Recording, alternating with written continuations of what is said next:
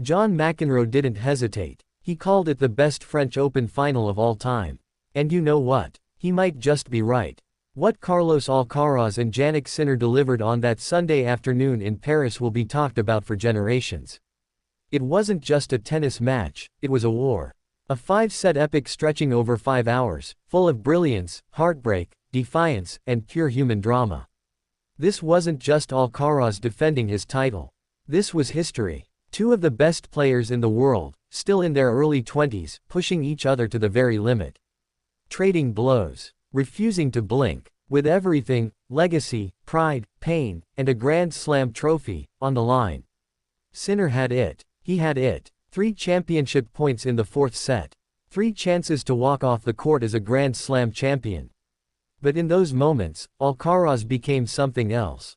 He locked in. He survived. He found another gear. He clawed his way back into the match like a man refusing to be buried. You could see the shift. The energy in the stadium.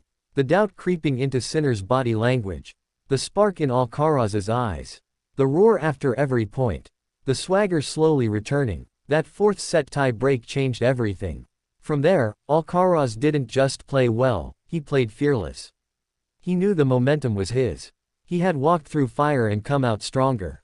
Sinner, brilliant as he was, couldn't shake off the weight of what had just slipped away. But let's talk about Sinner. Because even in defeat, he was magnificent. His level through the first 3.5 sets was astonishing. His serve, his forehand, the calmness under pressure, it all looked like a champion in the making. And he will be. Just not yet. That loss will hurt. It'll sting for weeks, maybe months. Physically, his legs will recover. But mentally, emotionally, those missed chances, those what-ifs, they leave scars. That's the price of greatness.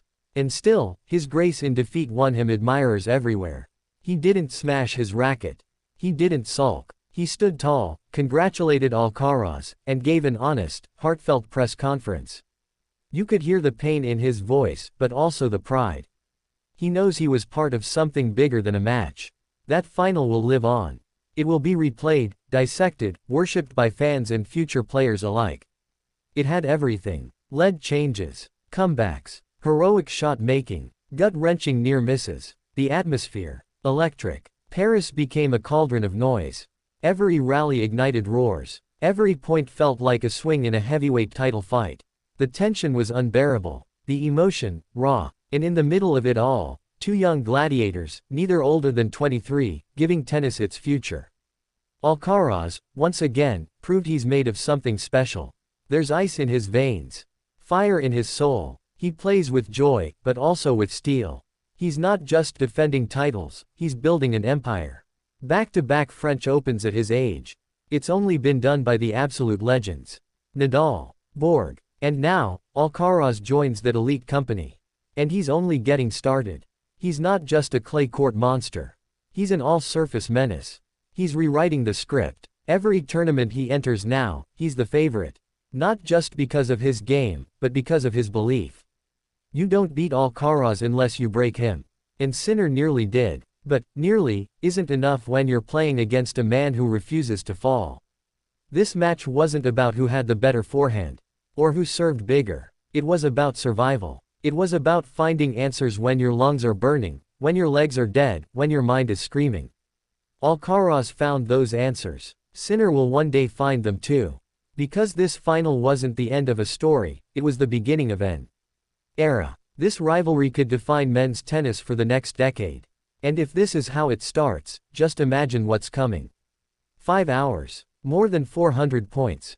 Dozens of break chances. Momentum swinging like a pendulum.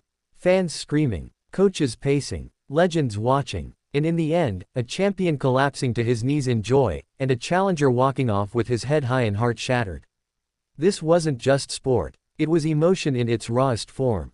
And no matter who you support, no matter where you watched from, one thing is clear, you witnessed something unforgettable. John McEnroe saw it. Federer saw it. The world saw it. And we'll never forget it.